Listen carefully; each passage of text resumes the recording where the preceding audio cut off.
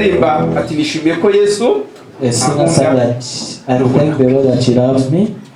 turi hano kubw'urukundo rwe. We are here because of His love. Muri iyi minsi natekereje Nowadays I've been thinking ku ijambo itorero of the word called the church. Haleluya. Amen.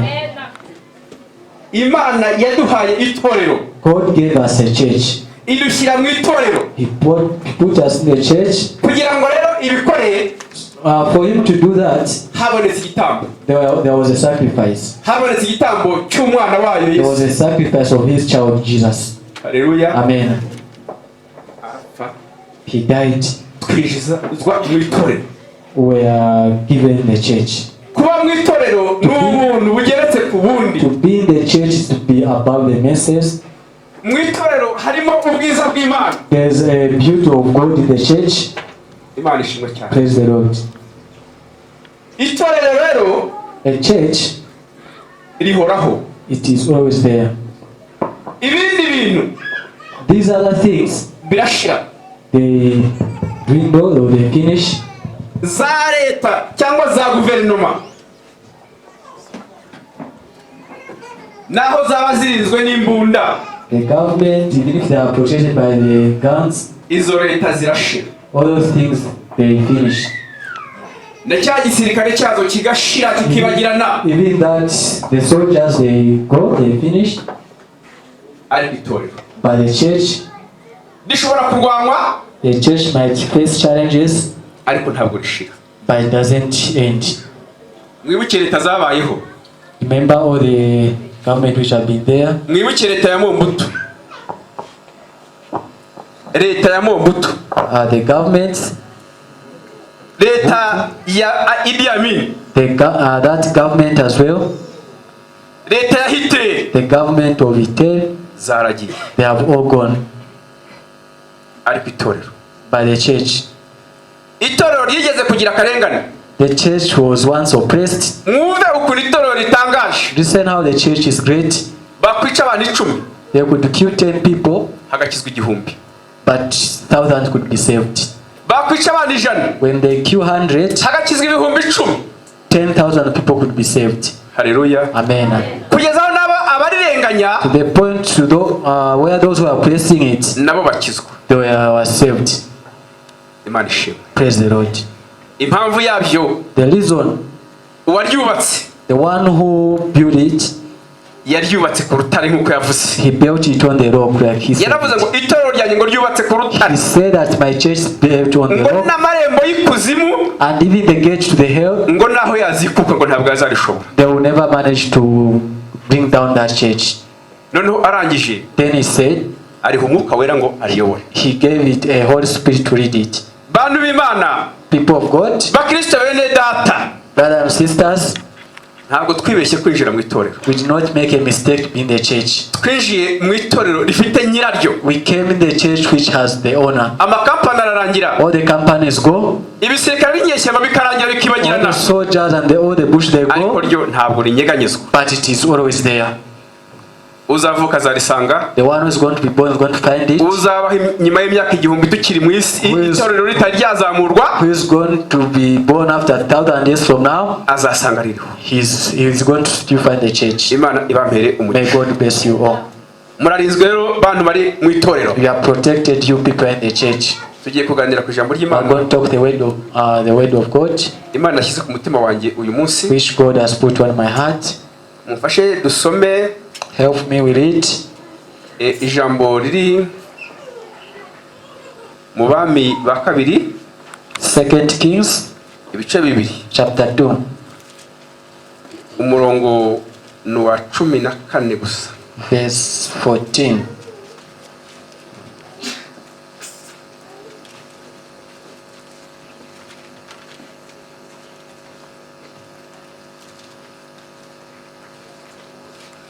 Agire udufasha gusoma. Someone to help us to read. Abami ba kabiri. 2 Kings. Ibice 2. Chapter 2. Umurongo wa 14. Verse 14. Abami ba kabiri ibice 2 umurongo wa 14. Haravuze ngo yenda wa mwitero Eliya ataye awukubita amazi, aravuga ati Uwiteka Imana ya Eliya iri he? Amen. Amen. Haleluya. Amen. Umutwe w'amagambo, The theme of this sermon, uravuga ngo umwigishwa. it said that the teacher, Umwigishwa the teacher, cyangwa se umunyeshuri. or maybe a student. Noneho ushize mu rwego rwa Bibiliya, To put it in the biblical way, sinzi ukuntu bivuga mu Kinyarwanda, ni disciple. Disciple ni iki mu Kinyarwanda? Disciple. Twabyita nk'intumwa, a disciple, ariko ni umwigishwa. but it's a student. Imana itugire neza. May God help us. Abakozi babayeho b'Imana, The servant of God have been there. umugabo witwa Eliya, A man of God called Elijah, yari afite umwigishwa. he had a student. Noneho igihe kiragera, But the time came, biba ngombwa ko Eliya ashaka kuva mu isi. the time came when Elijah wanted to go away from the world. Noneho agiye kuva mu isi, But before he could go away from the earth, asa nkaho abeshya Elisa, he writes to Elisha, his ati, student, sigara hano, that remain here. hariho ahantu ngiye. I'm going somewhere. Elisa aramubwira ati oya, Elisha said that no, ndakurahiye ntabwo uri busige, turajyana. you won't leave me, we're going together. Amwomaho He baragenda. went with him, they went. Bageze ahandi ati gusigaye hano Someone ndaje. told him that remain here, I'm coming. Elisa amwoma ati ntabwo But nsigara. Elisha said that I'm not remaining. Baragenda ngo bagende ku bana b'abahanuzi, They went, they finished to the children of the prophet. kugira ngo neza wumve aya magambo uzasome ibyo bice bibiri If you want to really understand this, byose ubirangize. this chapter 2 going Bageze ku down, bana b'abahanuzi, when they reached there, babwira Elisa bati they told Elisha that, mbese wari uzi ko uyu munsi shobuja ari bugukurweho? do you know that today that your master is going to be taken away from you? Nimucecekeye mubyihorere Then he ndabizi. told them that, keep quiet, I know all those things. Amwomaho. He went with him.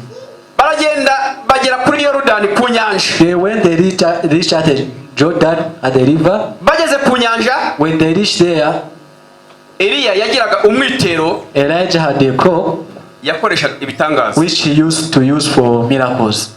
Afata wa mwenda we, He got that linen, akubita hejuru y'amazi. he just strike on the sea. Amaze gukubita hejuru y'amazi, amazi yigabanyamo kabiri. After striking it, the river was Amwe ajya divided hepfo, andi ajya into two haruguru. parts. Eliya anyuramo. Elijah passed through that direction. Elisa ntabwo yabyihoreye, nawe yaramukurikiye Elisha also baragenda. followed him. Bageze hakurya, When they crossed that river, Eliya abona ko umugabo yamwomyeho, Elijah saw that it was difficult, ashobora kuba afite ibanga. that he had a secret. Aramubwira ati noneho Then he told him that, ndagusabye, I'm going to request you, mbwira ikintu ushaka tell me what you want, nkigukorere so that I do it tutaratandukana. before we go in our different ways. Elisa aramubwira ati Elisha told him that, ma imigabane ibiri give me two, y'umwuka ugukoreramo. give me give me half of your, or give me double of your spirit which works in you. Eliya aramubwira ati unsabye ikintu gikomeye, Then Elisha told him that you have asked me a great thing, atariko numbona but when you see me ntandukanwa nawe ukambona, being separated from you, birakube kubize. whatever you wish is going to be done to you. Imana yacu ishimwe. Praise the Lord. Elisa rero Elijah, akanura amaso, Elisha was just looking, aratumbira, she was just looking, she was awake. agiye kubonabona haje amagara y'umuriro aje kujyana Then he saw Eliya. that they came back of fires to take Ivumbi Elijah. riratumuka rimujya mu maso, The dust was there. arataka cyane. Then he shouted, Tiwabereye abayisiraheli amagare n'amafarashi. you have been with the Israelites for the horses, and the Eliya abaragiye. Elijah was taken. mu kugenda rero muri wa muyaga mwinshi, As he went in that wind, Elisa agiye kubona, Elisha saw that. abona wa mwitero Eliya yakoreshaga He saw uramanutse that crop which Elijah used to use and it was left there. ati nicyo nashakaga. Then he said that that's what I wanted. Arawufata, He took it. mu kuwufata rero As he was taking it, ntabwo yazengurutse ngo azenguruke ku inyanja, he didn't go around the sea. nta nubwo yagiye gushaka abasare, He didn't even go and look for other people. yafashe wa mwitero, He got that crop. anyura ya nzira banyuze. He went that same direction where they came from. Kameramani ndamugora rero, aragenda ageze ku nyanja, He went when he reached there on the sea, on the ocean. akubitaho wa mwitero nk'uko Eliya He yabigenje. struck that ocean like that, like the Elijah did. Ati Uwiteka Mana ya Eliya, That the God of Elijah is this one. Uwiteka Mana ya Eliya uri The hehe? God of Elijah, where are you? Haleluya. Amen. Ako kanya kibikora, At that time when he did that, amazi yaratandukana the sea was separated into two nk'uko parts. Eliya byagenze, That's how it went. nawe arambuka. Then he crossed. Imana ishimwe. Praise the Lord. Aragenda no hakurya. He went across the river. Ba bana b'abahanuzi The children of the prophet, baramubona. they saw him. Imana ishimwe. Praise the Lord. Rero Eliya Elisha, yari shebuja wa Elisa, he was the master of Elisha. noneho Elisa yari umugaragu we. Elisha was his servant. Ibintu byose Eliya yakoraga, Whatever Elijah did, Elisa ntabwo yamukoragaho amaso. Elisha was looking at him. Kera abantu bitwaga ngo abigishwa b'abantu, Most long time people used to be students of people. ni ukuvuga bari nk'abagaragu babo. They were like servants to them. Ibyo yakoraga byose shebuja yabaga amureba, Whatever the master did, they could just look at him. ibyo arimo kuvuga amureba. Whatever he could say, could look at him. Yamuzanira n'ibyo kurya ngo arye, When he brings food for him to eat, akamwicara imbere akitegereza could uko arya. sit in front of him and look at him the way he's eating. Ni ukuvuga nta munota yataga kuri shebuja. There is no second he could waste on his Ibyo master. yakoraga byose yabaga Whatever amwitayeho. he did, he used to look at them. Imana yacu ishimwe. Praise the Lord. Abahanga mu bintu byo kwiga, The wise people, iyo umuntu yakwigishije neza, when you have been taught very well, hari igihe umurusha. there is a time where you surpass him. Imana ishimwe. Praise the Lord. Elisa yari umwigishwa, umugaragu wa Eliya. Elisha was a student to Elijah. Ibitangaza Eliya The miracles yakoze, which Elijah did, Elisa yabikubye inshuro ebyiri. Elisha did it twice. Imana yacu ishimwe. Praise the Lord. Yabikubye inshuro zingahe? Ebyiri. Elisa yabaye umwigishwa mwiza, Elisha was a good student. arakurikira pe. Yagize icyifuzo, He had a request. aravuga ati uyu mugabo naramuka agiye, He said that when this man goes, umurongo watondaga hano baje kumushanga bakemurira ibibazo, all the run which used to be here to see him, nzabigenza nte? what am I going to do? Rero ngomba gusigarana uriya mugabane nanjye. I have to remain with that blessing which he Niyo has. mpamvu yamwomyeho, That's the reason he stick to him. asaba imigabane ibiri. He requested two things from him. Haleluya. Amen. Muri ya migabane ibiri yasabye, In those two things which he asked him, harimo kubaha Imana, there is to obey God, harimo no gukora ibitangaza. and there is something which has to do with miracles. Ni ukuvuga ibintu byari muri Eliya byose All the things which were in Elijah, byose yarabijyanye. he all took it. Noneho arangije ngira ngo And after that, yishyiramo n'umwete. he had courage. Imana itugire neza. Amen.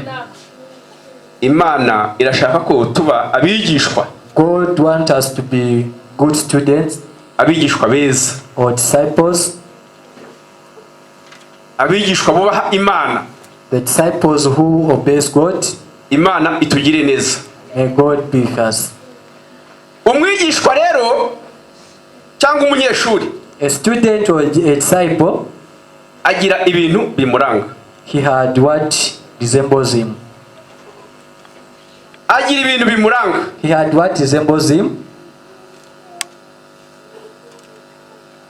Arangwa no guca bugufi. He is identified by being humble. Imana itugire neza. May God be with us. Ikindi kiranga umwigishwa mwiza, What identifies a good student as well? yigirira icyizere. He always has faith in him. Bya bindi arimo Whatever he's doing, akumva ko he usually feels that ari iby'ukuri, they are real. akabyizera, And he believes in all this. akabyinjiramo abishaka And go in those things willingly, n'imbaraga. with strength. Turabigishwa ba Yesu uyu munsi. We are the disciples of Jesus Christ Ntabwo today. turabigishwa bundi muntu. We are not the disciples of another person. Tugomba kwigirira icyizere. We are supposed to have faith. Tukumva ko umugabo twakurikiye And feel that the person whom we have followed ari ukuri. is for real. Ikindi kiranga umwigishwa, Then another thing which identifies a disciple, agomba kugira ikintu bita kwihangana. he's supposed to have what is called patience. Agomba kwihangana. He's supposed to have patience. Kubera ko mu buzima aba arimo Because in life where he lives in, haba harimo ibintu byinshi bigoranye. there's a lot of things which are difficult. Tutanagenda kure nk'abantu baba baranyuze mu Without ishuri. going very far, Ukiga imyaka 6 y'amashuri yisumbuye. when you do, we take a course for 6 Ugakubitaho years kaminuza ukayirangiza. and go to university, Uba waranyuze mu bintu byinshi. it means that you have passed through a lot of things. Imana itugirire neza. May God be with us. Imana idufashe. May God help us. Tugomba rero kuba abanyeshuri We are supposed to be a disciple, disciples. Ikindi kiranga umunyeshuri, Another thing which identifies cyangwa se a umwigishwa, disciple or a student, agomba kugira vision. is supposed to have a vision. Agomba kugira iyerekwa. He's supposed to have a vision. Muri rya yerekwa amenya aho yavuye. In that vision, he knows where he's coming from, Noneho and aho ajya where he is going, nakatumbira. and he always sees that place. Hari umuntu ushobora kuba yajya mu ishuri You might go into a school adafite iyerekwa, without a vision. agapfa gusa kwiga They just go to school just like that, nta yerekwa namba afite. without any vision. Tukigara abana twiganye, Where people we are learning together with, tugitangira ishuri when we started school together, bahita bavuga vision yabo. they said about their vision. Ndibuka rero twigana garavuga ati giye nzaba umusirikare ukomeye. I remember the one who said that me, I'm going to be a great soldier. Turangije kwiga yise ajya mu gisirikare. When we finished, he went into military. Ni inyenyeri yarazambaye. He had been a lot of Ya vision ye igira gute? that vision. Aba yigezeho kubera ko yabitangiye akinjira mu He achieved that his vision because he started it when he was 2 years. twebwe rero nk'abigishwa ba Yesu, As the disciples of Jesus Christ, nubwo turi mu isi tuzunguza tukirwa even if you are dushakisha in ijuru. the vision is heaven. Haleluya! Amen. Vision yacu ni ijuru. The vision is heaven. Twakora bikanga. We can work and it can refuse, Vision yacu ni ijuru. but our vision is heaven. Wakwikubita hasi urimo gushakisha amenya akavamo. Even if you think out, Vision ni ijuru. the vision is heaven. Bagutuka. Even if you are insulted, Vision ni ijuru. the vision is heaven. Uwinjiye rero mu itorero, Someone has come to the church, Imana ikamugira neza akaruhuka. and God has made you nice to have, we have rested. Vision ni ijuru. Your vision is heaven. Byamera bite? Whether what, Vision ni ijuru. the vision is heaven. Imana itugire neza. May God be with us. Nkuko Elisa Like the way vision ye yari ukugira ngo nawe azabe nka shebuja, his vision was to be like his master, kandi akabigeraho ndetse akanamurenga. and to be on that level and to surpass that level. Imana itugire neza. May God be with us. Natwe rero Even us, vision yacu ni ijuru. our vision is heaven. Harimo umuntu ukijijwe There's someone who is born again, wenda anakennye pe, and he's poor. yazagira umugisha Imana yamuha ibifaranga byinshi, When he gets a chance and get a lot of wealth and money, ukagira ngo ijuru yarigezemo icyo yashakaga yarakibonye. you find that maybe he has found heaven. Nagiye mbabona bagiye babyibagirwa, I saw such people have forgotten where they have come from babyirengagiza. and neglecting them. Uramenye Never. viziyo yawe ibe ijuru. Your vision should be heaven. Ntabwo rero turarigeramo. We haven't yet reached there. Imana itugire neza. May God be with us. Umuntu yavuga byinshi We can say a lot of things biranga umunyeshuri which identifies a student or a disciple. cyangwa se umwigishwa. Turabigishwa ba Yesu. We are disciples of Jesus Christ. Kuri ibyo reka ndangirize kuraka. Let me finish on this thing. Umwigishwa arakura. A disciple grows. Ahora akura mu He is by'umwuka. always growing. Ntabe akihahandi yatangiriye. He is not always on the same level. Uko umubonye muri 2023 The way you see him in 2023, wazahane muri 2024 when you find him in 2024, ugasanga ateye intambwe. he will be on another stage. Mwazahora muri 2025 Or maybe when you meet with each other after 2 years, ugasanga ntabwo akimeze nk'uri 2023. you find that he has changed. He's no longer like the same person. Mwazahora muri 30 When you even meet him after 30 years, mugasanga hari intambwe you yindi find that yagezeho. there is a level where he has reached. Mbese nk'abigishwa b'uyu munsi Like disciples of nowadays, turakura. we always grow. Turakura mu by'umwuka. We grow in spirit. Imana itugire neza. May God be with us. Imana idufashe. May God help us. Hariho rero ikintu gikura gisubira inyuma. There's what grows while going backward. Nubwo tugenda dukura mu myaka, Even if we grow in terms of our years old, ariko mu mwuka ntabwo ari ukuvuga ngo umuntu arakura ngo arashaje, ngo mu by'umwuka arashaje. Oya, but in spirit people don't get old. tugomba guhora dusa nkaho twiyubura mu We are supposed to always getting to another level in spirit. ushaje ku mubiri, You might get old on your body uzanye iminkanyari, when you have wrinkles in your eyes, ariko umwuka ari muzima. but the spirit is alive. Haleluya. Amen. Ugenda ukura. You are growing in spirit. Ikintu gikura gisubira inyuma rero, What grows while going back? murayireba nk'isabune yo gukaraba cyangwa iyo kumeshesha. It's like a soap. Sabune uragafata You buy a soap. ugakaraba gakura. You Gukura no kugira gute n'ubusaza. use it while going back. Ugakaraba gashira. You use it while it is finished. Haba gasigaye ari akantu bakakandi bita ngo nakayuzi. And you find that it has just made a small piece of it. And you throw it.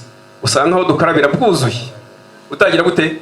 Most of the times we have a lot of those small pieces because we can't use them. Kakuze gashira. It has finished. Twebwe nk'abakozi b'Imana, Us as the servants of the Lord, twumve ko turimo kugenda dukura. we are supposed to feel like we are growing. Imana itugire May neza. God be with us. Imana idufashe. May God help us.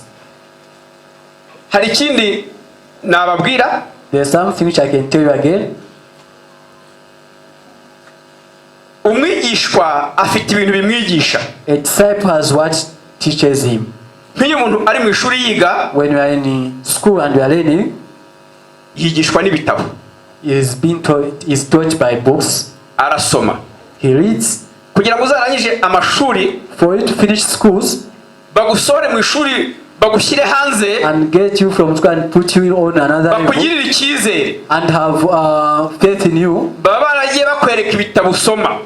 it means that they have showed you different books for you to read. Navuga ni umunyeshuri yigishwa n'ibitabo, A student is taught by books akigishwa n'abarimu and his teachers, banyuranye. which are different. Nanone ikindi kigisha umunyeshuri, Another thing which teaches a student, bagenzi be baramwigisha. his friends, the friends which he hangs out with. Bagenzi bawe iyo bakwigishije When you are being taught by your friends, biragufasha. it helps you. Ndibuka tugitangira kwiga, I remember when we started training, twakubitanye n'abana b'ababingwa, we had met with these two children. ndumva naramaze hafi ibyumweru 2 nishwe n'inzara. I spent 2 weeks without eating. Kurya byaranze pe. It was difficult for me to eat. Ariko bamaze kunyigisha, But when they taught me, nagiye kuri gahunda, I went on the line. ntawongeye kuncura. I started eating. Bagenzi banjye baranyigishije. My friends taught me.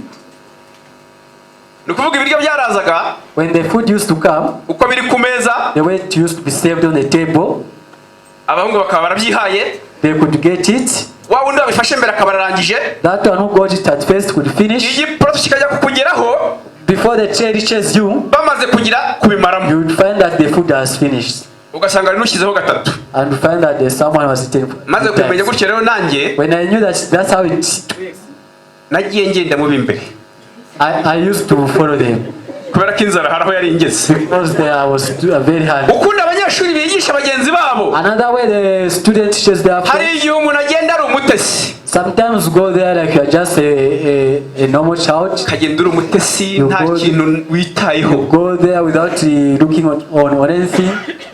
Ubukariso bwawe bwiyambura ushyira hariya. You get your clothes and put them anywhere. Bakabwanura. And they get them. Udufaranga aho wadushyize. Where you have left your money. Ngira ukagira ngo uri iwanyu. You feel like you are home. Bakwiba kabiri cyangwa gatatu. When they get your things 2 or 3 times. Ntabwo byongera. Those things don't happen again. Imana itugire neza. May God be with us.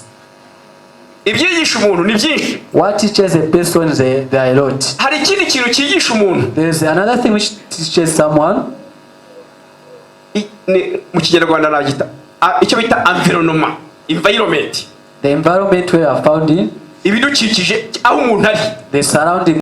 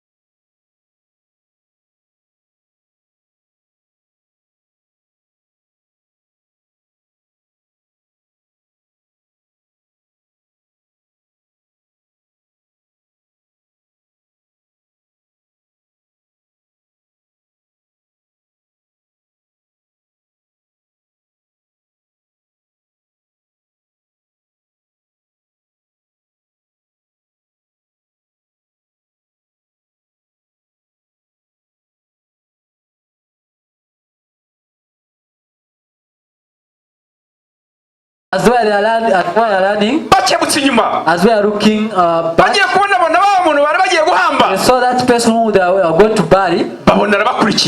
They saw that he was following them. They continued running. bashaka ko baramubajije bati byagenze bite. Maybe they asked him that what has happened. Nawe byegese bati nanjye numvishe mpagurutse nta kundi. He was like, I've just felt like standing urumva up. bari batangiye kumbaza amakuru y'abafu. They started asking about the news about the dead. Ariko yari yabaye muzima. But he was saved, he was alive. Bakoze ubushakashatsi basanga bamunaze ku magufwa ya Elisa. In the research they found that there was thrown on the bones of Elisha. Umugabo witwa Elisa yabaye umwigishwa mwiza. Have you heard how he was a good disciple? Kugeza ko aho n'amagufwa we yasigaye akora ibitangaza. And doing miracles. Amagufwa ye yasigaye akora ibitangaza. His bones were doing miracles. Yarapfuye. When he was dead. Imana ishimwe. Praise the Lord. Dushobora kuba abigishwa beza. You can be a good disciples.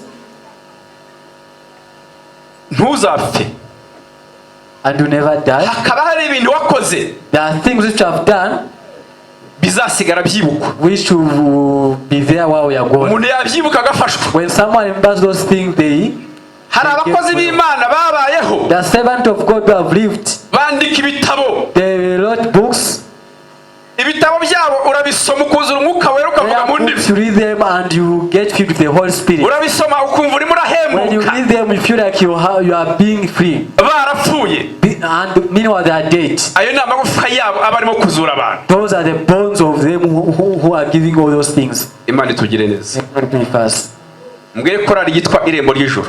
Let me tell you the choir called the Gate of Heaven. Korali ngo korali ya kabanana none ni irembo ry'ijuru. Haleluya. Amen. Mugumye mu birembo ry'ijuru. Continue being the Gate of Heaven. Mutangire mushake ikoranabuhanga. Start and do the research. Musohora indirimbo. And no mu myaka 50 mutakirimba wenda bamwe mwarashaje. Even after 50 years when you are dead, indirimbo zanyu zizabe zizura abantu. Your song should be resurrected. Haleluya. Amen. Mfite umugabo wagiye afasha cyane bita Paul Yongico. This man who used to build nkunda gusoma udutabo twe. I like reading his books. Hambere yarapfuye. But he died. Ariko ntekereza ko. But I believe that. No mu myaka izaza 200 300. Even after 200 or 300 years. Umuntu wese uzasoma igitabo cye. Anyone who is going to read this book bizamugira akamaro. Is going to find value in that book. Imana itugire neza. May God be with us. Nawe niba ushoboye kugira ibyo ukora ushoboye kwandika ibitabo. If you are able to write books. Wenda ushobora kuba warakererewe. Or maybe you are late.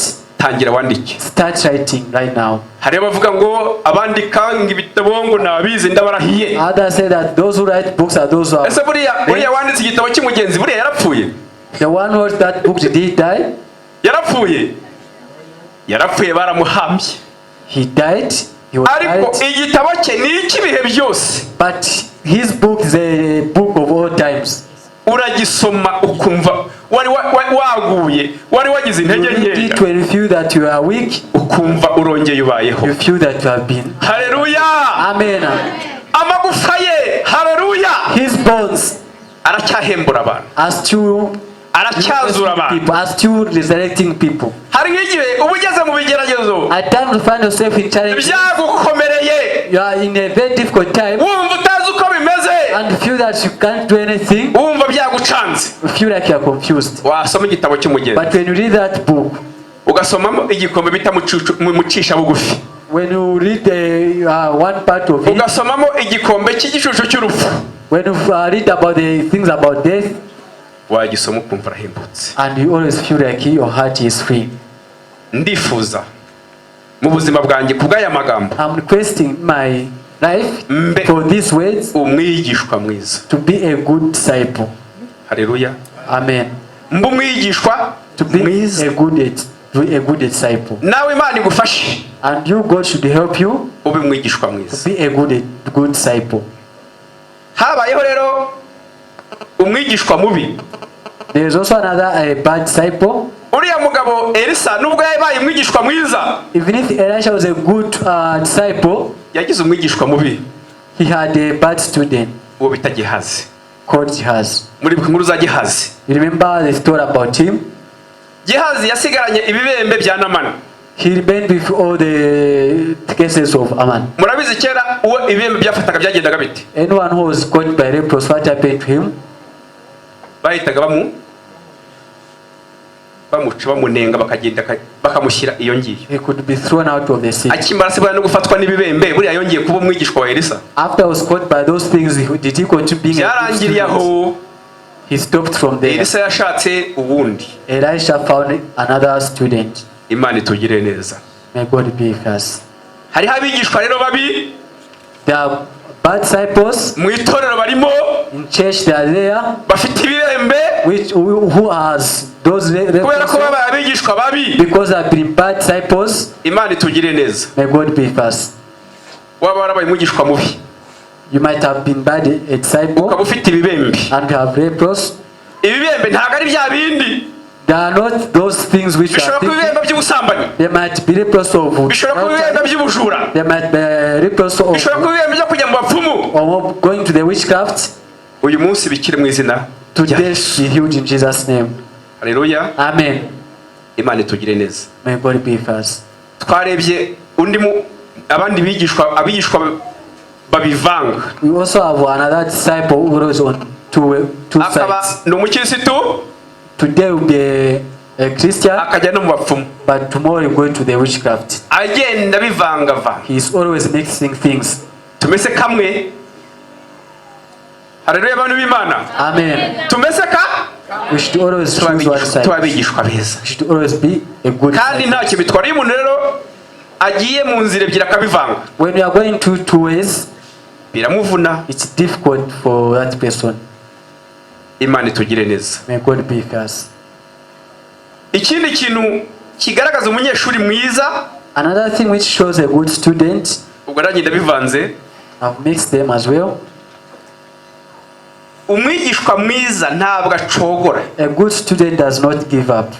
Abo mwihanduza cumu. He's always trying to be doing. Ibyo yinjiyemo. Whatever he starts, he fights for them. Kabone naho rwaba ari urupfu. Even if it is death. Naba mukangisha urupfu. Even if death comes. Ntabwo abyemera. He doesn't accept that. Muribuka bari abigishwa bari abakozi b'Imana Daniel. Remember the servants of the Lord. Muribuka Shadraka, Meshaki na Abednego. Daniel and his friends. Bagira ngo bahakane Imana. When they wanted them to refuse God. Bagiye mu itandura ry'umuriro. They went into the furnace of fire. Daniel yagiye mu rwobo rw'intare. Daniel was on the pit of the lion. Nuko icyo yarakiriye. Even if he was what he had in his mind. Yarakize. He knew it. Yumva nta kintu cyakimukuramo. He thought that there's nothing which can separate. Ndabifuriza kuba abigishwa beza. I want you to be good disciples. Bafite intego. Which has a bafite vision. Imana itugire neza. May God be with us. Imana iduhe umugisha. May God bless us. Nkuko ndavuga ngo ibintu byigisha abantu. Like I was saying, things which teaches people. Twebwe ibitwigisha. As what teaches us. Turabigishwa ba Yesu. We are the disciples of Jesus Christ. Twigishwa na Bibiliya ijambo ry'Imana. We are taught by the Bible, the word of God. Tukigishwa n'Umwuka Wera. And we are also taught by the Holy Spirit. Tukaba twasoma n'ibindi bitabo. And the other books which we might read. By'Imana. The books of God. Biradufasha. And they help us. Imana idufashe. May God help us. Hallelujah. Amen. Imana idufashe. May God help us. Ibyo bintu bitwigisha Umwuka Wera n'ijambo ry'Imana. The Holy Spirit and the word of God should teach us. Uzaba umwigishwa ute? We are going to be a disciple. Udasoma ijambo ry'Imana. How are you going to be a disciple if you don't read the word of God? Hari umuntu umara. There's someone who spent ukwezi adasomye. A month without reading a Bible. Akabumbura igitabo ari uko bavuze ngo dusome aha naha. When they say that let us read this book. Kandi ijambo ry'Imana ratubwira. And the word of God tells us that. Timoteyo wa kabiri cyangwa wa mbere ibice 3:16. 1 Timothy 1:6. Ngo ibyanditswe byera byose. All what is written. Ngo byahumetswe n'Imana. It has been breathed out by the Lord. Kandi bigira umumaro wo kwigisha umuntu. And it has the value of teaching someone. And to prepare that person. And to make him admit his sins. And a child of God should be like in his fullness. Who has all the requirements. And do all the good works. If you don't read the word of God, how is that possible? May God help us. You read the word of God. You pray. Umwuka wera azagufasha. The Holy Spirit is going to guide you. Uko uzagenda usoma ijambo ry'Imana. The way you are going to read the word of Uko God. uzagenda usenga. The way you are going to pray. Uzajya ugenda wumva wigira imbere. You always feel that you are going to another stage. Wenda nk'umunsi umwe. Or maybe one day. Umukozi w'Imana wenda nka Regisi nkurikije uburyo asoma. A servant of God like Brother Alex. Ashobora kuzakwigisha. He might teach you. Uko basoma ijambo ry'Imana. The way they read the word of God. Hariho n'abajya bagirirwa ubuntu yararyana. There are people who usually get praise when they are sleeping. Agakanguka agafata Bibiliya agasoma. And they wake up and get the Bible and read. None se ko byakonanira niba nko mu ijoro umuntu ashobora kubyuka kabiri areba kuri WhatsApp. Can be difficult if you are able to wake up at night and look out on your WhatsApp. Ka message ka sona gusa. When the message just ring. Saa 7 saa 8 02. Hari n'ushobora gukanguka inshuro 5 mu ijoro. Someone who can just wake up 5 times at night. Nta kintu ari bukuremo. Without doing anything. Wenda niba ari nk'umusore cyangwa inkumi. Maybe if it's a gentleman or a lady. Yafungura ka WhatsApp. When they open their WhatsApp. Agasangamo akantu k'amafuti wenda bagize gutyo barimo baramupepera. You find something, a message there. Wenda bakabashizo nakandi ngo I love you. They find a message which said I love you. Ako kakabara kamukura mu bitotsi. That message could just disturb his sleeping. Imana itugirire neza. May God be with us. Imana idufashe. May God help us. Wenda ujye wicura usoma ijambo ry'Imana. You should just wake up and read the word of God. Bantu b'Imana nta kintu gishobora kuzadufasha kindi. There's nothing which can help us. Gukomera muri runo rugendo uretse gusoma Bibiliya no gusenga. The word of God and praying. Hibukire udasomye ijambo ry'Imana. You should always make sure that each and every day read the word of God. Ntukaryame udasomye ijambo ry'Imana. Don't sleep without reading the word of God. Kubera ko ibi nibyo byo kurya twahawe. Because it's the food which have been given. Nibyo bidukomeza. Is what make us strong. Nibyo bitwongeramo imbaraga. What give us strength. Nibyo biduhindura. What change us. Aho kugira ngo umuntu akura nk'isabuna agenda ashira. Instead of going backwards. Akagenda yunguka atera intambwe. Going to another level. Imana itugire neza. May God help us. Urubyiruko nyiba mwitawe najyaga nkunda kubwibandaho. When I was still at the headquarters, I used to speak about the youth. Rubyiruko mufata Bibiliya muri telefone zanyu zirimo. The youth in your phones have Bibles. Nakunze kuvuga ngo abantu bajya bigishwa na environment. I say that people are taught by the environment. Bakigishwa na bagenzi babo. And their friends. Hari ibyo bagenzi banyu babigisha bitari byo. There are things which your friends teach which are not good. Ibyo mureba inshuro nyinshi kuri za YouTube. What you watch on YouTube. Ndakurahiye. I'm telling you. Mukunda gusanga ibintu by'ubugoryi. You find things which are stupid there. Ariko muri Bibiliya nta bugoryi uzasangamo. But in the Bible won't find. Hallelujah. Amen. Bana bacu musome Bibiliya. Our children read the Bible. Nahoze mvugana n'umusore mu gitondo. I was talking with a gentleman in the morning. Bya bindi nyine bagenda biga. Those things which they usually learn. Nugira ngo ndaserereza. Ugira gutyo ugasanga abasore ntago bacyambara amasogisi. You find that these gentlemen they don't wear stockings. No muri iyi mbeho. Ibi ndakoze ubushakashatsi. They don't wear them. Nigeze kubabara rimwe ngiye mu bukwe. I was very happy when I went to the wedding. Mbona n'umugeni nta masogisi yambaye. Even the groom byarambabaje. I was hate for that thing. Ibyo rero baba barigishijwe n'abandi. They have been taught by other people. Akabona umusitari wo muri Amerika. You find that someone in America. Yambaye ikote ryiza. They have a nice jacket. N'amashanete. And nice chains. Ariko nta ntuza yambaye. But without the stockings. Nta masogisi yambaye. Without the stockings. Burya ntabwo biryoshye. It's not nice. Doesn't look good. Rero ntimugira ngo ndaserereza. Utuntu ngutwo ngomba kutuvuga. Such things I have to talk to them. Imana ibaho umugisha. May God bless you. Iyo umuntu atambaye amasogisi. When someone has no stockings. Mu birenge yakunda kunuka. Their feet are smelling bad. Tujya tuvugisha ukuri rega. Let's say the truth. Bana bacu ibyo mukopera kuri internet, kuri YouTube. Whatever gets from the internet or YouTube. Mu birangiza ntabwo mbabujije hariho ibyiza. I'm not stopping the good things as well. Hariho ibyiza. There are good things. Nanjye ndakurikira. I also fall. Ariko mushakashaka ibyiza. But search for good things. Ibyubaka ubugingo bwanyu. What build your spirits? Ibafashe. What builds you? Imana rero tugirire neza. May God help us. Ibyigisha abantu rero bitari byiza. What teaches people what is not good? Uyu munsi bita technology na science. The technology and science. Bitwiciye abana. They are destroying our children. Njyewe ndababara bitwiciye. They are destroying our children. Hari igihe numva abana nabaka telefone. Sometimes I feel like getting the phones from. Ariko nyine hari urundi rwego byageze gute? Byageze. But there is another level where it has reached. Ubwo rero ndimo ndababwira mbwira n'abandi muri rusange. I'm telling them what telling others. Telefone hari ibyiza ifite. There are good things which are on the phones. Ariko hari n'ibibi. But there are also other bad things which it has. Ugasanga umusore mbere yo kuryama. Find that a gentleman before he sleeps. Arebye pornography kuri. They are watching pornography kuri telefone. On their phone. Ubwo se buzacyuri muzima. Are you going to live? Mu gitondo tuzakubona ugenda. In the morning I'm going to see you walking. Ariko warayupfuye wanihana. But meanwhile we are dead. Wishwa niki? You have been killed by what? Technology. By the technology. Niba ujya ureba rero ubusambanyi kuri telefone ntuzongere. If you look fornication on phones, don't. Ni wowe bizagira akamaro. Because it is going to help you. Ukiri bo gushakisha wenda hari ibintu bindi ushaka ukabona iki cyumu kigoye uvuye kwa Gina. When you are looking things and find those things, pass by them and look for other things. Ibyiza birahari. The good things are there. Kandi byiza kugira akamaro. And they are going to help you.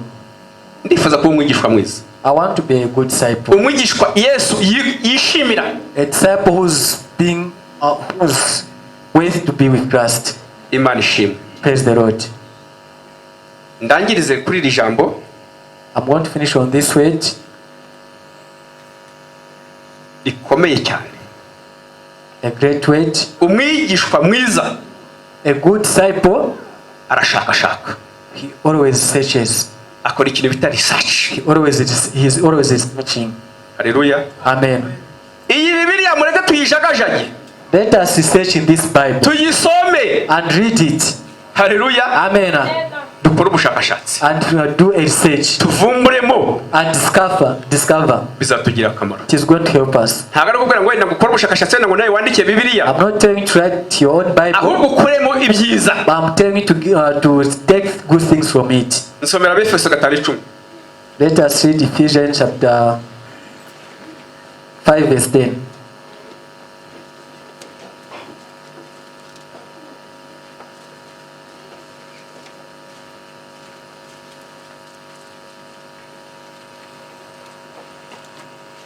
Kadusome.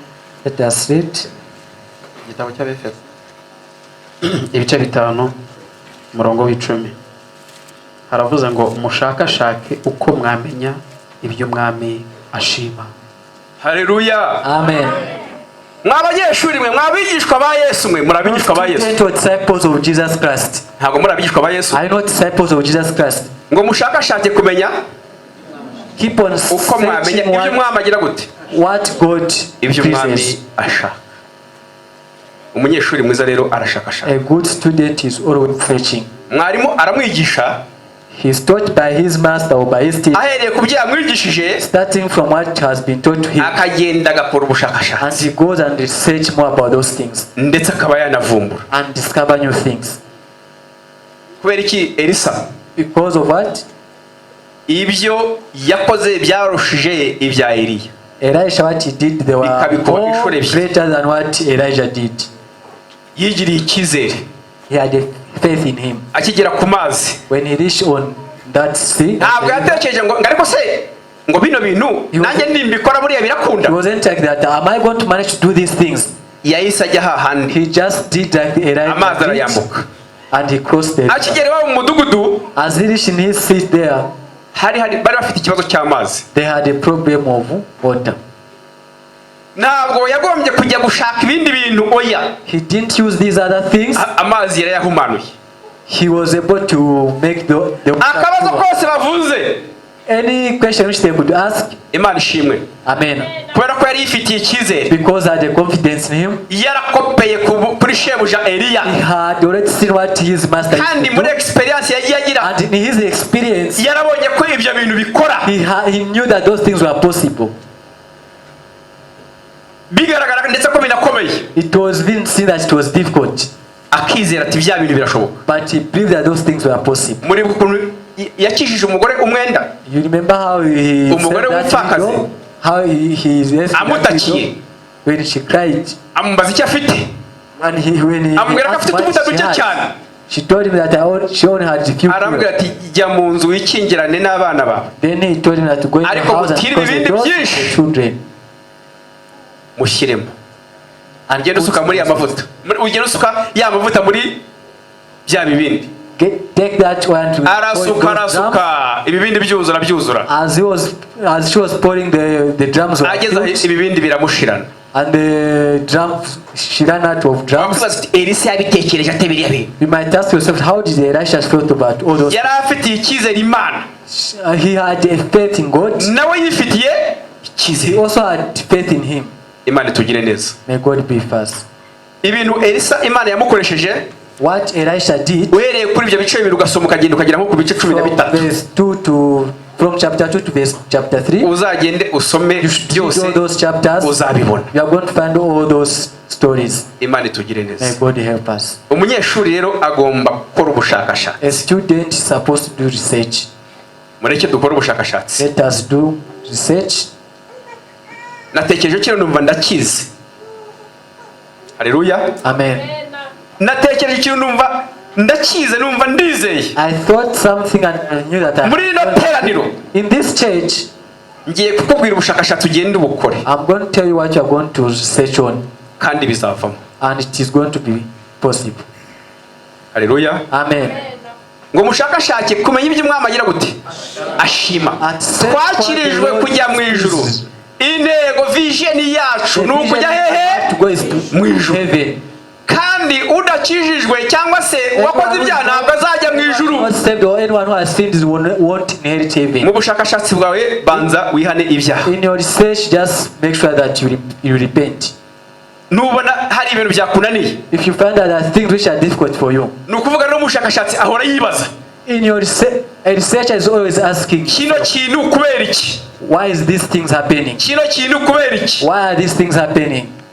Wenda ndabaha akagero gatoya mu byo nize gato. Example to what I've been reading, kugira ngo ngarukeho neza, so that I might end from there. Abashakashatsi bo mu isi, the researchers from the world, akabonye kosa aribaza. Whatever they see, they always ask. Wavumbuye amashanyarazi, who discovered the, yabonye isuma hana amazi nyine agenda amanuka hejuru. He saw where there was the water coming from above. Kuki ari amazi amanuka yahariya? What does the water come from? Umwotsi ukazamuka n'ibiti. Come and the smoke comes up.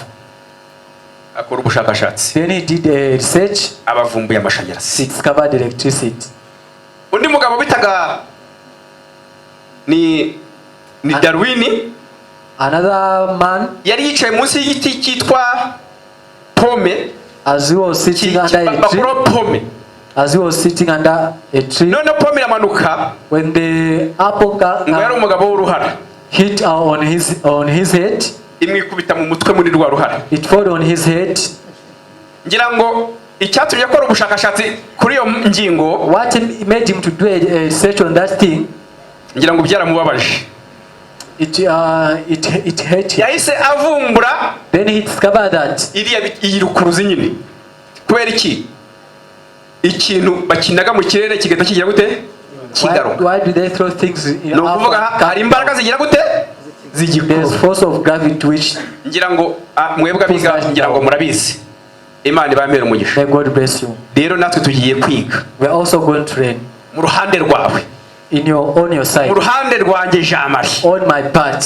Mu ruhande rwawe wa musore we nawe wa nkumi. Side you gentleman red. Urebe ibintu bigutsinda. See things which are always byanze kurangira. Nukubera iki? Which are always on which I don't end. Ukora ubushakashatsi. Do a research. Urebe ko bitagenda. And see that those things won't go away. Niba ubusambanyi bwarakunaniye.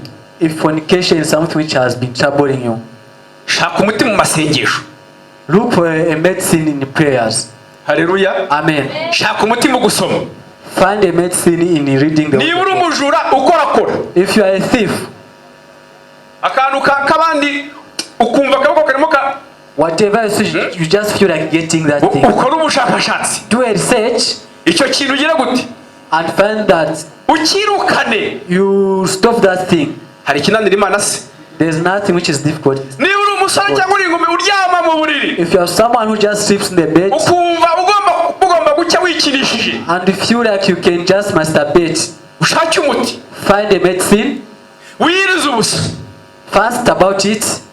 Niba byanze abwira abigishwa be ngo hari ibintu ngibyo ngo ntabwo abo bazimu ngo ntabwo birukana. Jesus Christ told disciples that those ngo devils n'ikindi ngo kereka kugira gute and rest, no kwiyiriza ubusa. praying and fasting.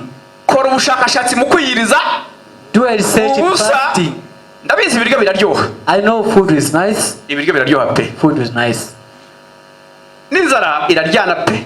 Even hunger is something Hari else. igihe kurya ukumva umwuka urahuze, ariko kora ubushakashatsi mu kwigira gute But do a research, kwiyiriza, urebe ko ibyo bitagira gute fasting. utabitsinda. See that you won't be victorious on those things. Imana itugire neza. May God help us. Noneho muri rusange And in general, nk'abakirisitu bakijijwe as Christians, dukora ubushakashatsi ku kwizera. let us do research. Haleluya. Dukora ubushakashatsi ku kwizera. Let us have research in having faith. Niba haba hari ikibazo, If there's a problem, kino kibazo cyakemuka gite?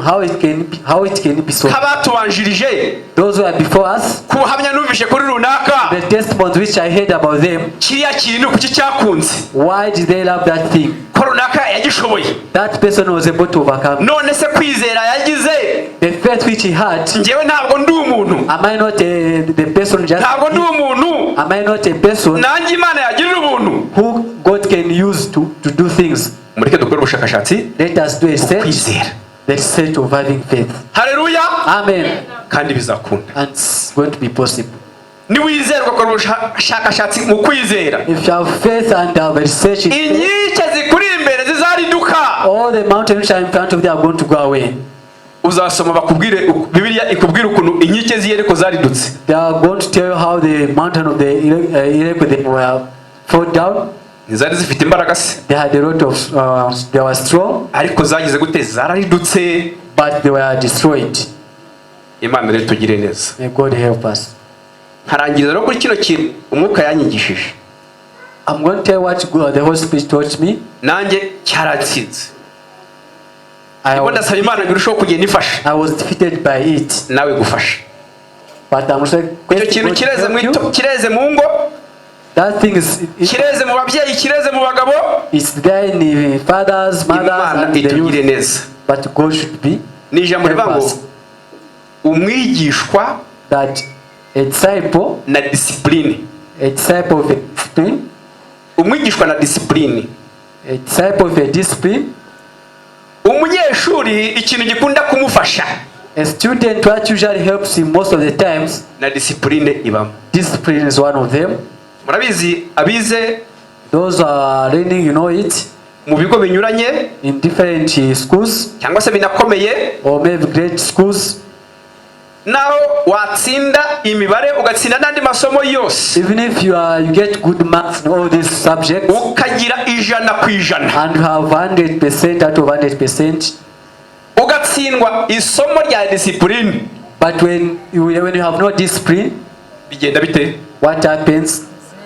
Barakwirukana. They chase you out of school. Discipline ikuba zeru ibintu bigaragara ko ari byiza. Discipline, things, all the things to be Mwene zero. Datafabye ndabeshya. Am I lying? Hari abanyeshuri twiganaga bari bihangange, There are students who we had who are very intelligent. bari abahanga. They were very intelligent. Yatera umupira ninuza n'isira bakaba yayirukana akayifata, ariko kubwa discipline But because of discipline, barabirukanye. they were chased. Abanyeshuri b'iki gihe bafite amahirwe, The students of nowadays, they are ntabwo lucky. babirukana. They don't chase them. Waba wakoze ibiki, Even if you do wrong things, they don't chase waba you. watsinzwe reka da, Even if you have failed, they don't chase you. twebwe baratwirukana. Us, they used to chase us. Ariko ikintu cyadufashaga cyane, But what used to help us most of the times, discipline. the discipline. Rero hari icyo bita, ndabivanga iki mu Kinyarwanda,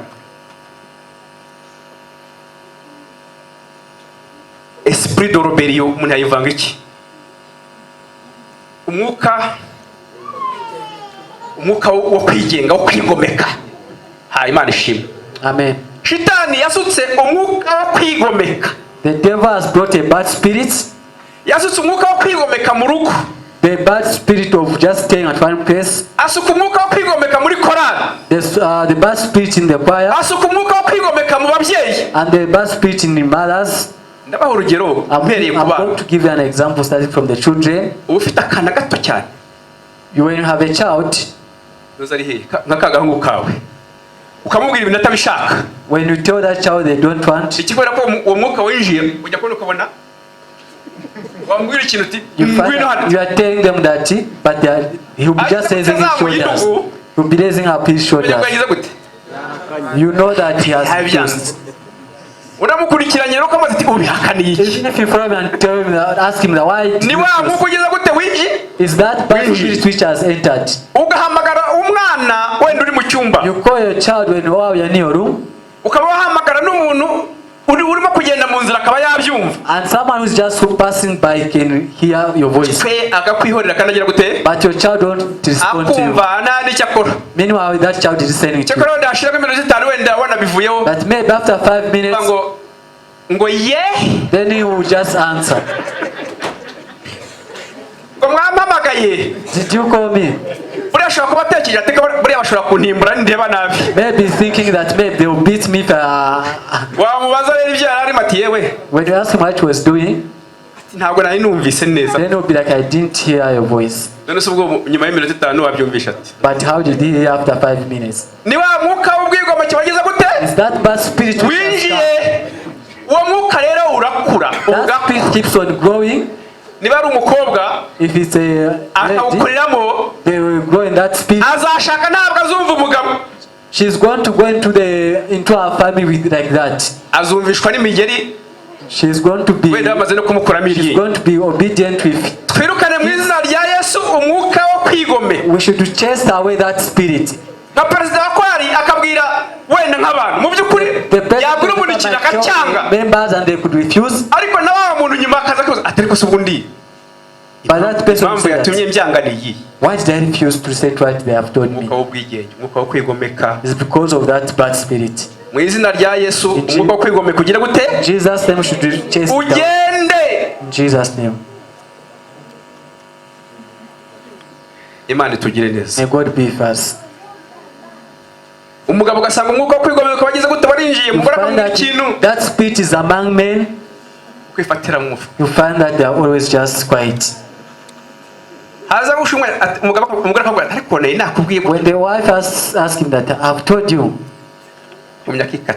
Then he just keeps quiet and ukaza no kwira bugacya. And just the na cya kintu bagomba kukubwira. Even what they had to tell you. Bikabyageze gute? It's just like that. Bantu b'Imana, babyeyi, bagabo, umwuka wo kwigomeka n'ugende. Bana batoya, umwuka wo kwigomeka n'ugende. That spirit should go away. Uwo mwuka rero uragenda ukura. That spirit can grow. Ndimo kwigishwa ibingibi. When I was taught by these things, nasubije amaso inyuma nsanga nanjye hari igihe wamfasha. I look back and found that I had that spirit as well. Imana ni imbabarire.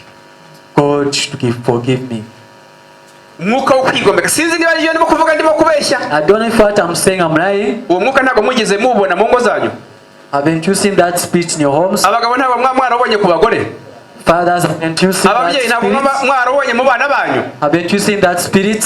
Umwuka wo kwigomeka n'ugende mu izina. That spirit should go away in Jesus' name. Imbaraga z'Imana rero, the strength of the Lord, ibyo ngibyo zirabitsinda. They are above all those things. Wumva umwuka urimo kugenda ukura, senga Imana uzagira ngo that spirit is growing, just pray. Uzagenda. That spirit is going to go away. Rero ndifuza kuba umukristo mwiza. I want to be a good disciple. Umwigishwa mwiza nta gihombo agira. A good disciple don't like anything. Umwigishwa mwiza nta gihombo a good disciple has no loss.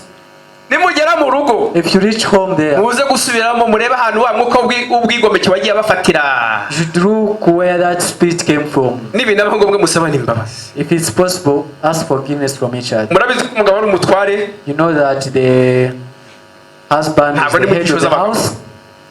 ukaba warishakiye umugore rwose, You find that you have your wife, ukamubwira ibintu akabyanga, you tell me things but she refuses. kandi mukanya ukabona afashe ka telefone, But in a few times you find that she has a phone. ukamuhamagara ngo muvugane cyangwa When you call her to talk, akabyanga.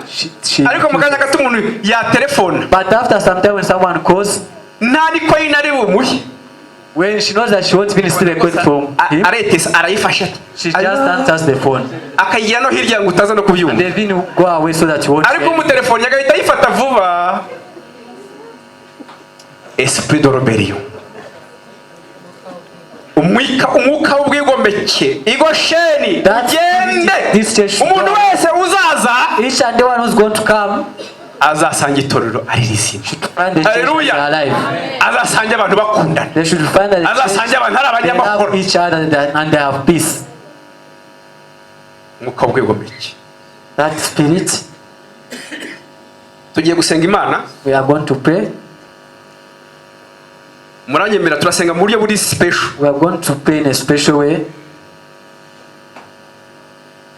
Ndaza gusaba Regis, I'm going to request Brother Alex. aradufasha gusengera urubyiruko. He's going to pray for our youth. Nongere sabe I'm also going to request mwene ta Fabian Brother Fabien yirukane umwuka w'ubwigomeke. to chase away this bad spirit. Nibirangira, After that, umushumba our pastor aradusengera muri rusange. is going to pray for us in general. Imana ibampero umugisha. May God bless you. Ndifuza kuba umwigishwa I want to be a good mwiza, disciple wujuje ibyangombwa, which has wigishwa n'ijambo ry'Imana, wigishwa n'umwuka wera, and the Holy ubana neza n'abandi, live together udafite umwuka in an w'ubwigomeke. Muhaguruke. Let us stand up.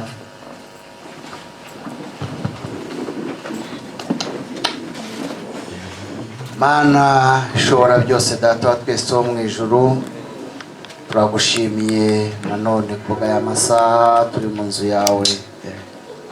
Turagushimira umugambi mwiza wateguye uherekera kose, kandi ukawutunganyiriza kugira ngo uzerekane urukundo rwawe rukomeye wakunze abari mu isi. Uherekera kose wakunze umwana w'umuntu, kugeza ubwo wemeye gutanga umwana wawe Yesu Kristo, umwana w'ikinege, waze mu isi kugira ngo adupfire tubone ubugingo buhoraho muri we. Turagushimiye kubw'uyu munsi waduhaye kuba mu nzu yawe, wabashishije intambwe z'ibirenge byacu, kandi watanze umugisha kuri umwe uri muri literano kugira ngo yumve aya magambo. Saya gusa ahubwo twumvise n'indirimbo nziza z'abaririmbyi washyize mu kanwa kabo, ndetse n'izaririmbwe ziturutse mu gitabo waduhaye kugira ngo tujye tukinezererwa. None tumaze kumva amagambo washyize mu mugaragu wawe kugira ngo amenyeshe itorero uyu munsi wa none. Yatangiye avuga ku itorero ryawe, Mwami, ryubatswe ku rutare, marembo y'ikuzimu atarishobora. Ravuga ngo rirege rinyeganyezwa ariko ntabwo ribasha gutsindwa. Ravuga ngo rinyura mu bikombe, rinyura mu mataba agerageza imitima, ariko hose rye ribona ubwiza bwawe.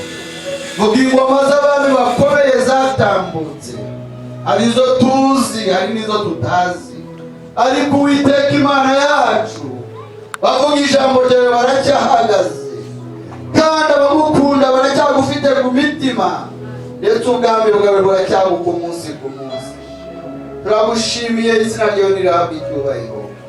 Wumvise ijambo ryiza umugaragu wawe yavuze Elisa ageze kuri Yorodani, mfite umwitero wa Eliya yaramaze gusigarana, baramaze kwibaza uko ari bubigenze, ariko kuko yari yarabaye umwigishwa mwiza, wahanze amaso shebuja, baviye niko wamuhanga amaso, bagera imbere muhanga amaso, kugeza ubwo batandukanyijwe n'abaserwakire yari ikomeye cyane. Bari kubwo yarasigaranye urya mwitero wari ukubiyemo imigabane ibiri y'umwuka wa Eliya. Ageze kuri Yorodani arawurambura hejuru y'amazi, avuga ijambo rikomeye rikwiye kwigishwa mu minsi ya none. Aravuga ngo Mana ya Eliya uri hehe? Dukwiye kugira iryo jambo mu mitima yacu. Niba turi abakristo bagana mu bwami bwawe kandi tukaba dufite ibyiringiro by'ubugingo buhoraho, iryo jambo rikwiye kuba igitsikamutima imbere y'ikintu cyose, n'imbere y'umuntu wese, niyo yaba inyanja, niyo yaba imisozi, niyo byaba ibigeragezo. Mana ya Eliya uri he? Humuriza abera, humuriza itorero, kandi ukomereza ubugingo bwacu imbere yawe. Bumvise amagambo meza yo kubabigishwa.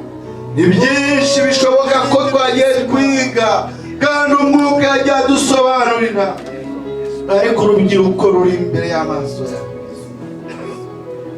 Mwami Mana, iryo torero ry'ejo hazaza niritiga neza tuzasigira abandi umurimo, niritiga neza ni bande bazabakoze mu gihe kizaza. Turabasabira umwuka wo gusobanukirwa, wo guhishurirwa, kugira ngo babashe kumenya ubwiza bwe. Ryama amaso y'imitima y'abagahweza, kugira ngo bamenye ubwinshi bw'imbaraga zizakuzuye, kandi bamenye ubwiza bwawe butegerwa, kugira ngo iminsi yabo y'ubusuke bayimare batinya, kuko uri umwami wabo ibihe byose. Ubaha imbaraga, ubaha ubwenge, dukomereze mu buntu bwawe, ubarere nk'abafite ejo hazaza, nk'abafite icyerekezo, kandi nk'abafite mwami ubugingo buhoraho. Atari ugupfa kuza mu materaniro gusa, atari ugupfa kuririmba gusa, atari ugupfa gusenga gusa, abantu bishuka, ahubwo bagira imitima itunganye yubatswe ku rufatiro urw'intumwa z'abahanuzi bubatseho, bakaba barukiye mu bwami bwawe. Ugumye kutwitaho cyane kandi uduhishurire ijambo ryawe ritubere ibyo kurya by'ubugingo. Ridukanguka turikangukane, ridusinzira turisinzirane, mu izina ryawe ryera. Aho tugenda riduhumurize kandi ridukomeze, maze gusenga kwacu niguhura no gusoma ijambo, kugahura no gukunda amateraniro, kugahura no kuririmba. Nta kabuza tuzatsinda ibitugerageza, kandi tuzaba urubyiruko rwiza mwami mu itorero ryawe. Bisabye Imana mu izina ry'Umwami wacu Yesu Kristo, amen. Mana, mu izina rya Yesu turagushimira, gushimira ijambo ryawe ryiza uduhaye muri uyu mwanya, kandi ijambo ryawe ni imbuto itabora. Waravuze ngo ntabwo rizagaruka umusa, ahubwo rizagarukana icyo waritumye. Ijambo ryawe ndagusabye kugira ngo rigire umumaro mu mitima y'abaryumvise, kandi ijambo ryawe rigende rihige rizane umunyago. Mwami Mana yacu, ijambo ryawe rigira umumaro mu gihe kirambye, mu gihe kirekire tutabasha kubara. Niyo mpamvu twizera ibyo ijambo ryawe rizakora. Ijambo rizakora umurimo ukomeye mu mitima y'abanyumvise bose. Mu izina rya Yesu rizatere buri wese kuba umwigishwa nyakuri wa Kristo, rizatere buri wese kuba umwigishwa mwiza. Niyo mpamvu Mwami, nk'uko tuzanye ibyifuzo bitandukanye imbere yawe, harimo n'icyifuzo Mwami kigaragaye umwuka mubi wo kwigomeka wamanukiye isi, ariko waduhaye ubutware bwo kwirukana imyuka mibi, waduhaye ubutware bwo kwirukana Satani n'abadayimoni. Niyo mpamvu muri uyu mwanya twirukanye umwuka w'ubwigomeke, tuwirukanye mu itorero mu izina rya Yesu, tuwirukanye mu itorero rya Kristo, twirukanye umwuka wo kwigomeka mu bana, twirukanye umwuka wo kwigomeka kwigomeka mu basore, twirukanye umwuka wo kwigomeka mu bakobwa, twirukanye umwuka wo kwigomeka mu bagore, twirukanye umwuka wo kwigomeka mu bagabo, twirukanye umwuka wo kwigomeka mu murimo w'Imana mu izina rya Yesu. Imbaraga zawe nizigeragende mu iteraniro, nizigeragende mu banyetorero, nizigeragende mu wahamagaye kugukorera, bagende mwami baciye bugufi, uduhe guca bugufi, uduhe guca bugufi mu izina rya Yesu, kugira ngo tugukorere duhindishwa umushyitsi n'ijambo ry'Imana, tubone uko tuzasarura ubugingo buhoraho. Turagushimiye rero yuko wumvise, turagushimiye yuko wumvise gusenga, kandi turakwingize kugira ngo Mana ijambo ryawe rigibwire muri twe rifite imitima yacu, kugira ngo isi ntikadufate, isi nikadutsinde, ahubwo tugendane ubutsinzi duhawe n'ijambo ry'Imana. Turagushimiye yuko wumvise gusenga, kubwa Yesu Kristo umwami wacu, amen. Yesu aho umugisha, ndagira mwese muhaguruke dufatanye gusenga. Neza ko dusenga twese turi hamwe, kandi batwigishije amagambo meza cyane yo kumwigishwa. Batubwiye ko hari umwigishwa mwiza, hari ababi, hari n'abandi babivanga, ariko biradusaba ngo tuba abigishwa beza. Usomye Matayo ibice 11 ku murongo wa 29, hari amagambo meza cyane tuhasanga avuga ngo mwemere kuba abagaragu banjye kandi munyigireho, kuko ndi umugwaneza kandi noroheje umutima, ngo namwe muzabona uburuhukiro. Imana nishimwe cyane. Biradukwiye kugira ngo Yesu wacu nkuko turi abigishwa be ari we tubasha kwigiraho. Imana nishimwe cyane. Buriya bagiye batubwira abantu bagiye bigira kuri ba Elisa, ba Eliya, ariko abo bose bagiye babigiraho. Hari abize nabi barangiza nabi, hari abize neza kandi barangiza neza. Yesu nashimwe cyane. Haleluya. Biradukwiye kugira natwe tuba abigishwa beza. Imana nishimwe cyane. Abantu mugendana bakwigisha ni bande? Ntabwo ushobora kuba uri mugendana n'abantu bakwigisha ingeso mbi, ariko reka twigiye neza kandi twige mu buryo bukwiriye. Imana iduhana umugisha cyane. Yesu yavuze amagambo meza cyane muri Yohana 14 ku murongo wa 12, avuga ngo ni ukuri abanyizeye bazakora ni ibirenze ibyo nakoze. Imana nishimwe, kuko njyewe njya kwa Data. Imana nishimwe. Eliya agenda yasize umwitero, Yesu agenda ni ukuvuga ngo intwaro yakoreshaga nazo yarazisize, azisigira itorero. Haleluya, haleluya. Imana nishimwe. Natwe biradukwiriye kugira ngo tuba abigishwa beza, twemere kumwigiraho. Haleluya, kuko we ni umugwaneza, kandi hari ibyiringiro ngo natwe tuzabona iki? Uburuhukiro. Imana nishimwe. Reka twebwe twese dufatanye gusenga, twinginga Imana ngo Mana turifuza kuba abigishwa beza. Byaba ari akaga twirirwa tuza hano imbere y'Imana, abantu bakatubona ko twaje imbere y'Imana ariko yitatubona, byaba ari ikibazo gikomeye cyane. Ariko umuntu w'Imana ntago amateka ajya yarangira, arapfa yari umuririmbyi igihe cyose agakomeza kuririmba. Imana nishimwe. Aba ari umukozi w'Imana yaravuze ubutumwa bwiza nubwo yapfuye bugakomeza kuvugwa. Imana nishimwe. Imana nk'umugisha, umugaragu w'Imana tugirira amagambo meza cyane.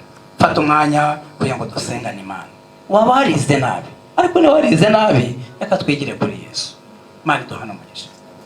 Imana Data turi mu ijuru, Imana ifite imbaraga, Imana ikomeye, Imana tuyahirengeye mu buturo bwayo bwera. Turagushimye cyane Mwami Imana, no masaha uhabwe icyubahiro. Turagushimye cyane kuko wadutoranyije katuvana mu magana menshi y'abantu barimbuka. Izina ryawe nirishimwe.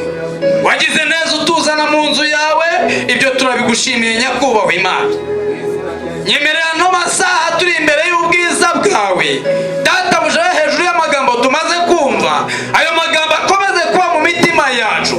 Wavuze amagambo akomeye Yesu, uravuga ngo umuntu wumva amagambo yawe akayazirikana ngameze nk'umunyabwenge, ngo wubatse inzu ye ku rutare, ngo imiyaga irahuha, imivu iratemba, ngo byikubita kuri iyo nzu, ngo ariko iyo nzu ntiyagwa. Ngo ariko umuntu yumva ntabashe kuyazirikana we, ngameze nk'umuswa, ameze nk'umupfapfa, ngo wubatse ku musenyi, ngo ariko amaze kuhubaka ibyo byose birahurura, ngo biyikubise hera. Ngo gucungurwa kwayo kwabaye kunini cyane.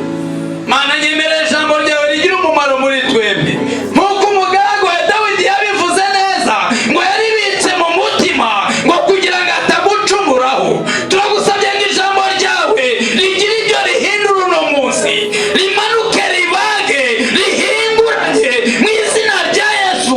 Kandi mwami Imana tugira aho tuva n'aho tujya, habwa icyubahiro.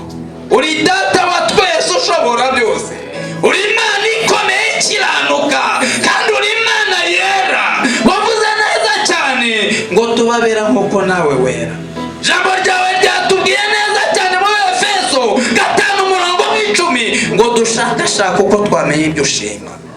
Zina ryawe nirishimwe. Nyemerera buri umwe wese uraha, urubyiruko turarusabiye kugira ngo ruvane mu byo rwifuza n'ibyo rwizera n'ibirushuka bibi byangiza mu izina rya Yesu. Turabingingiye cyane kugira ngo bambike imbaraga, umutima mwami Imana ukwishimira kandi nawe wishimira, cyangwa ukabareba n'amaso y'imbabazi. Aho batagutunganiye tubasabiye imbabazi, aho barara bareba ibitarebwa tubasabiye imbabazi, aho barara bikinisha tubasabiye imbabazi, ubusambanyi bagiyemo tubasabiye imbabazi. Mwami Imana bababarira uno munsi kuko uri Imana yacu. Ko dusabiye abagabo bari hagati mu iteraniro, ko dusabiye ababyeyi bababarire mu izina rya Yesu. Mwuka w'ubwingaragambya turawanze mu izina rya Yesu. Mbaraga zose turasanze mu izina rya Yesu. Turasabye imbaraga z'Imana zongere kugaragara mu bagosheye. Bagirire neza kandi ubuzuze umwuka wera.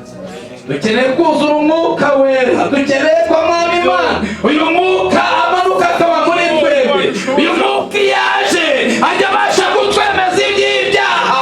Uyu mwuka yaje ajya umujyanama. Uyu mwuka yaje ajya umufasha. Turasabye kugira ngo Mwami utugirire neza. Nyemera buri umwe wese wateraniye aha komeza kumuzuza umwuka wera, kandi umuhe kugira ngo umutima we wongere kuwishimira rwose.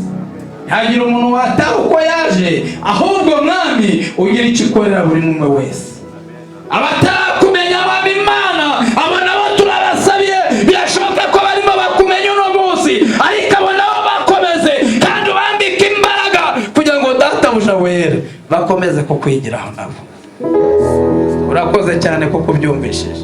Baririmbyi bambika imbaraga, bayobozi bambika imbaraga, banyamasengesho bambika imbaraga, bakorera bushake bakora batazwi abo bambika imbaraga.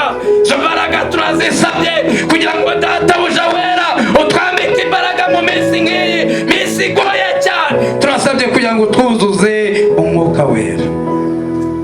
Urakoze cyane. Umugisha mwene data watugirira amagambo yawe, kandi twebe twese ukomeze kutugirira neza. Imbaraga z'Imana zikomeze kuba muri twe. Tugukomeye amashyi kuko uri umwami mwiza.